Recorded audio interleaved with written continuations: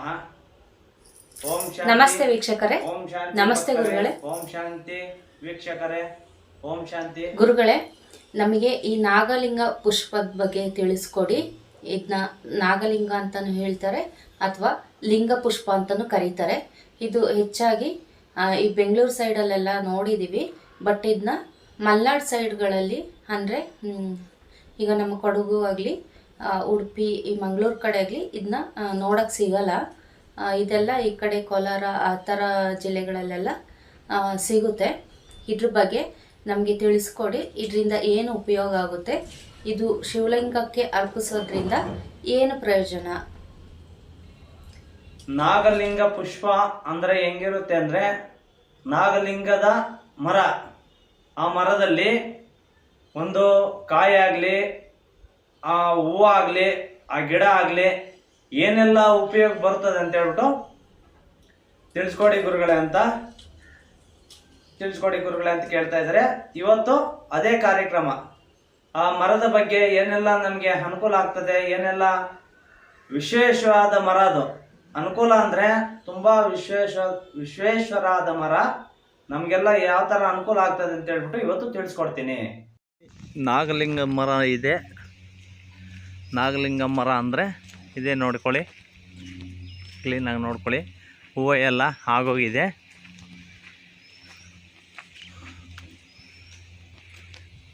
ಕಾಯಿ ಒಂದೇ ಒಂದೈತೆ, ನೋಡ್ಕೊಳ್ಳಿ ಯಾವ ಥರ ಐತೆ ಕಾಯಿ ಅಂತ. ಹೂವುಗಳೆಲ್ಲ ಉದುರೋಗಿದೆ, ಚಿಕ್ಕ ಚಿಕ್ಕ ಪಿಂದೆಗಳೇನೋ ಇದೆ. ಈ ಥರ ಇರುತ್ತೆ ನಾಗಲಿಂಗ ಮರ. ಇಲ್ಲಿ ಮುದ್ದೆ. ಆ ಹೂವದಿಂದ ಏನೆಲ್ಲ ಅನುಕೂಲ ಅಂದರೆ, ಅದಕ್ಕೆ ಅಂತ ಒಂದು ವಾರ ಇರುತ್ತೆ, ಅದಕ್ಕೆ ಒಂದು ದಿನ ಇರುತ್ತೆ, ಅದಕ್ಕೆ ಒಂದು ಟೈಮಿಂಗ್ಸ್ ಇರುತ್ತೆ. ಆಮೇಲೆ ಮೂಲ ಮಂತ್ರಗಳಿರುತ್ತೆ. ಮೂಲ ಮಂತ್ರಗಳು ಆ ಗಿಡನ ಮುಟ್ಟಬೇಕಾದ್ರೆ ಮರದ ಹತ್ರ ಹೋಗ್ಬಿಟ್ಟು, ಇನ್ನು ಮರದ ಹತ್ರ ಹೋಗಿದ ತಕ್ಷಣನೇ ಅಲ್ಲಿರೋ ಪ್ರಕೃತಿಗೆ ನಮಸ್ಕಾರ ಆಗಬೇಕು. ಮತ್ತೆ ಆ ಸ್ಥಾನ ದೇವರಿಗೂ ನಮಸ್ಕಾರ ಆಗಬೇಕು. ಅದರೆಲ್ಲ ಮಂತ್ರಗಳು ಇರುತ್ತೆ. ಗುರುಗಳನ್ನ ಕೇಳಿದ್ರೆ ಹೇಳ್ಕೊಡ್ತಾರೆ ಯಾವ ಥರ ಮಂತ್ರಗಳು ಇರುತ್ತೆ ಅಂದರೆ, ಮರನ ಮುಟ್ಬೇಕಾದ್ರೂ ಒಂದು ಮಂತ್ರ ಇರುತ್ತೆ. ಆ ಮಂತ್ರ ಹೇಳ್ಕೊಂಡು ಆ ಮರನ ಮುಟ್ಕೋಬೇಕು. ಯಾವುದೇ ಕಾರಣಕ್ಕೂ ಹಂಗೆ ಮುಟ್ಟಂಗಿರೋದಿಲ್ಲ. ತುಂಬ ಅದ್ಭುತವಾದ ಮರ ಅದು, ಪವರ್ಫುಲ್ಲು, ತುಂಬ ಎನರ್ಜಿ ಇರುತ್ತೆ ಆ ಮರದಲ್ಲಿ, ತುಂಬ ಪವರ್ಫುಲ್ಲು, ಶಕ್ತಿಶಾಲಿಯಾಗಿರುತ್ತೆ ಮರ. ಯಾವುದಪ್ಪ ಅಂದರೆ ನಾಗಲಿಂಗದ ಮರ. ಆ ಹೂವು ಸಮೇತ ನಾಗಲಿಂಗ ಯಾವ ಥರ ಲಿಂಗದ ಮೇಲೆ ನಾಗರ ಹಾವು ಎಡೆ ಹೆಂಗೆ ಬಿಚ್ಚಿಕೊಂಡಿರ್ತದೆ, ಸೇಮ್ ಹಂಗೆ ಇರುತ್ತೆ. ಆ ಹೂವನ ನಾವೇನಾದರೂ ಕೈಯಲ್ಲಿ ಮುಟ್ಕೊಂಡ್ರೆ ಘಮ ಘಮ ಘಮ ಘಮ ಘಮ ಅಂತ ಹೇಳುತ್ತೆ. ಸ್ಮೆಲ್ಲು ತುಂಬ ಚೆನ್ನಾಗಿ ಬರುತ್ತೆ. ಹಾಫ್ ಅನ್ ಅವರ್ ನಮ್ಮ ಕೈಯಿಂದ ಸ್ಮೆಲ್ ಹೋಗೋದಿಲ್ಲ, ಆ ಥರ ಇರುತ್ತೆ.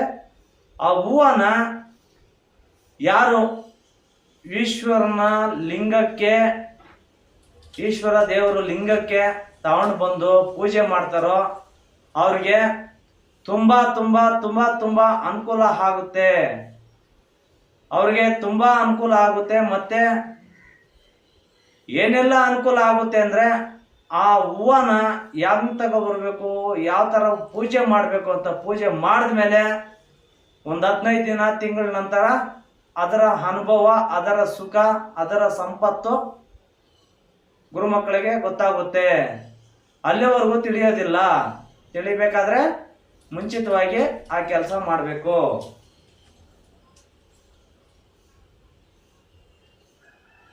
ಹೂವು ತಗೊಬರ್ಬೇಕಾದ್ರೆ ಏನಾದರೂ ಬಾಕ್ಸಲ್ಲಿ ಇಟ್ಕೊಂಡು ತಗೊಂಡು ಬಂದರೆ ಕನಿಷ್ಠ ಒಂದು 10 ನಿಮಿಷ, 15 ನಿಮಿಷವರೆಗೂ ಅದಕ್ಕೆ ಬಿಸಿ ಆಯಿತು ಅಂದರೆ ಮತ್ತೆ ಎಲ್ಲ ರೆಕ್ಕೆಗಳೆಲ್ಲ ಬಿಚ್ಕೊಂಡು ಹೋಗ್ಬಿಡುತ್ತೆ. ಆದರೆ ಗಾಳಿ ಫ್ರೀಡಮ್ ಆಗಿರಬೇಕು, ವಾತಾವರಣ ಚೆನ್ನಾಗಿರಬೇಕು. ಒಂದು ಬುಟ್ಟಿ ತಗೊಂಡೋಗ್ಬಿಟ್ಟು ಬುಟ್ಟಿಯಲ್ಲಿ ಹಾಕ್ಕೊಂಡು ತಗೊಂಡು ಬರಬೇಕಾಗುತ್ತೆ. ಒಂದು ಅಮಾವಾಸ್ಯೆಗಾಗಲಿ, ಅಮಾವಾಸ್ಯೆಗಿಲ್ಲ, ಅದು ಅಷ್ಟು ಪ್ರಯೋಜನಕ್ಕೆ ಬರೋದಿಲ್ಲ. ಹುಣ್ಣಿಮೆಗೆ ತುಂಬ ಕೆಲಸ ಮಾಡುತ್ತೆ, ಪವರ್ಫುಲ್ ಇರುತ್ತೆ, ಮತ್ತು ಅನುಕೂಲ ಆಗ್ತದೆ. ಹುಣ್ಣಿಮೆಗೆ ಯಾವ ವಾರ ಬರ್ತದೆ ಅಂತ ವಾರಗಳ ಸಮೇತ ಲೆಕ್ಕ ಇರುತ್ತೆ. ಇದೆಲ್ಲ ಗುರುಗಳಿಗೆ ಕಾಲ್ ಮಾಡಿ ತಿಳ್ಕೊಂಡು ನೀವು ಅದನ್ನು ತಗೊಂಡೋಗಿ ನೀವೇ ಪೂಜೆ ಮಾಡ್ಕೋಬೋದು. ಗುರುಗಳೇನು ಬರಂಗಿರೋದಿಲ್ಲ. ನೀವೇ ತಗೊಂಡೋಗಿ ಆ ಹೂವನ್ನ ತಗೊಂಡೋಗಿ ಲಿಂಗದ ಮೇಲೆ ಇಟ್ಟು ನೀವೇನು ಧರ್ಮದಿಂದ ನೀವೇನು ಬೇಡ್ತೀರೋ ಆ ಆ ಬೇಡಿಕೆ ಅಂತಾನೆ ನಿಮ್ಗೆ ಅನುಕೂಲ ಆಗುತ್ತೆ.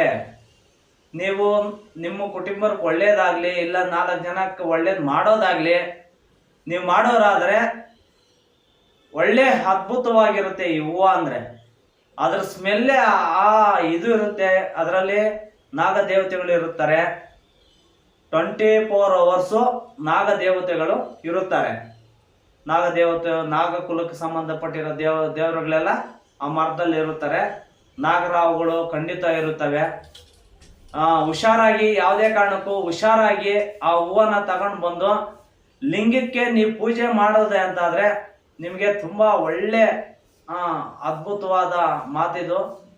ನಿಮ್ಗೆ ಒಳ್ಳೇದಾಗ್ತದೆ. ನಿಮ್ದು ಏನೇ ಕಷ್ಟ ಆಗಿರ್ಲಿ, ಸುಖ ಆಗಿರ್ಲಿ, ಮತ್ತೆ ಏನೆಲ್ಲ ಪರಿಸ್ಥಿತಿಗಳಿದ್ರು ದೇವ್ರ ಹತ್ರ ಬೇಡ್ಕೊಂಡು ಆ ಹೂವನ್ನಿಟ್ಟು, ಯಾವ ವಾರ ಅಂದ್ರೆ ಸೋಮವಾರ, ವಿಶೇಷವಾದ ವಾರ ಸೋಮವಾರ.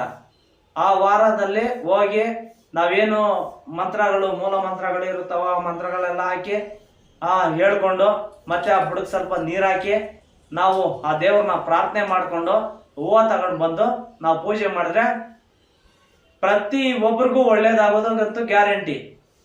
ಅದು ಯಾವ ತರ ಮಾಡ್ಬೇಕು ಅಂತ ಗುರುಗಳಿಗೆ ಕಾಲ್ ಮಾಡಿ ತಿಳಿಸ್ಕೊಡ್ತಾರೆ. ಆ ತರ ನೀವು ನಡ್ಸ್ಕೊಂಡೋಗಿ, ಆ ತರ ನೀವು ನಡ್ಸ್ಕೊಂಡೋದ್ರೆ ತುಂಬಾ ಚೆನ್ನಾಗಿರುತ್ತೆ. ನಮಸ್ತೆ ವೀಕ್ಷಕರೇ. ನಮಸ್ತೆ ಗುರುಗಳೇ. ಓಂ ಶಾಂತಿ ಭಕ್ತರೇ. ಓಂ ಶಾಂತಿ, ಓಂ ಶಾಂತಿ.